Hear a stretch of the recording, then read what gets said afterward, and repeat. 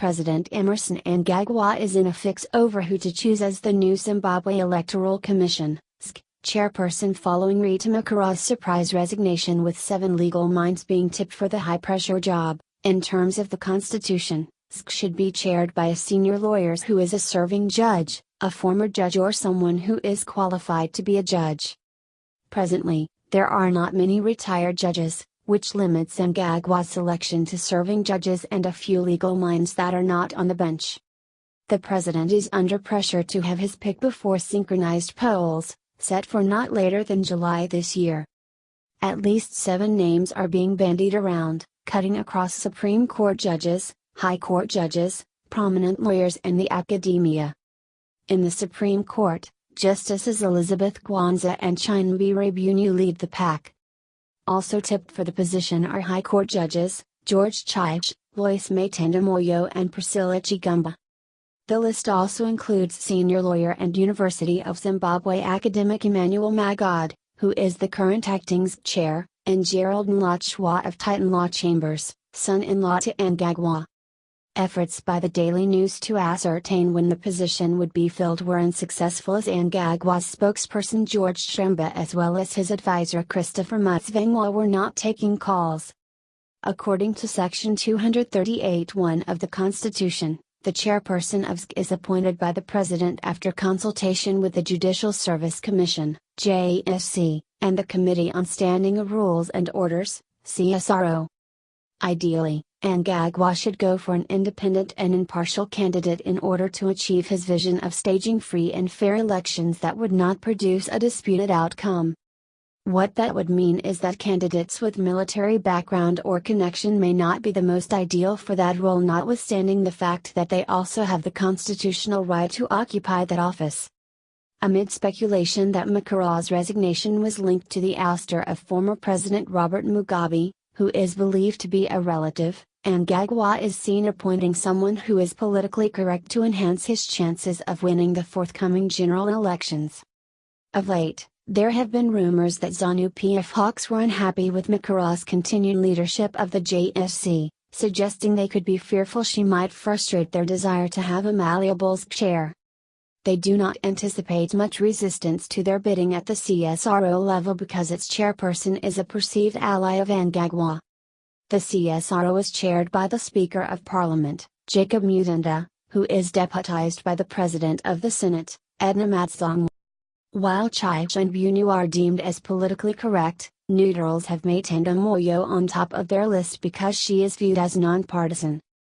What might undermine Matenda Moyo's prospects is the fact that she is wife to Foreign Affairs Minister Sibusiso Moyo, a retired Army general who actively took part in last month's military coup. Mnangagwa might feel that appointing her to ZEC could be viewed as too blatant. Another name seen as being politically clean is that of Chigumba, who, soon after graduating with a law degree, joined Gallup and Blank Law Firm in 1994.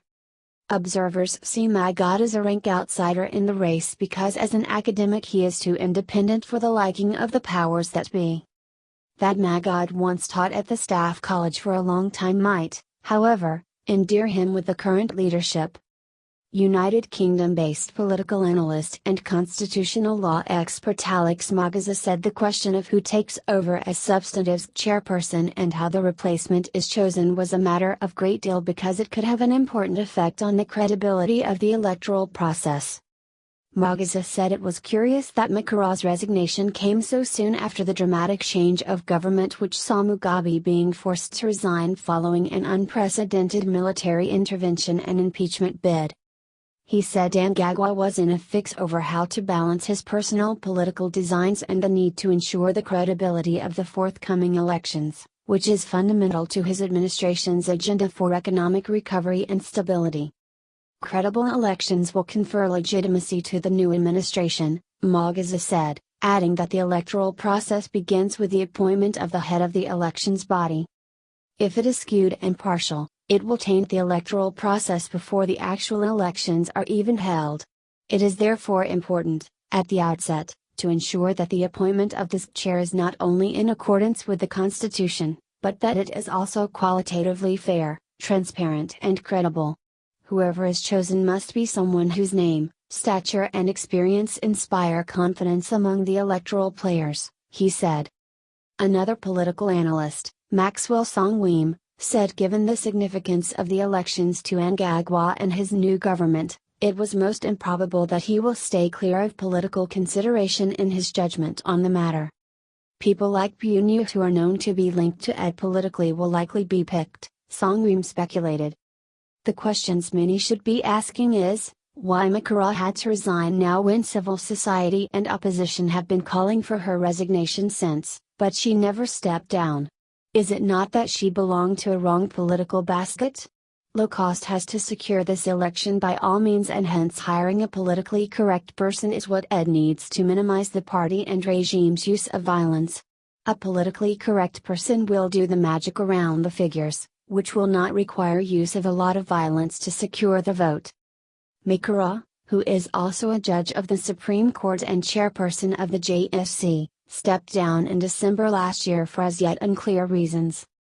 Her departure came a few weeks after former President Robert Mugabe was forced to resign by the military and a few months before the country holds key general elections.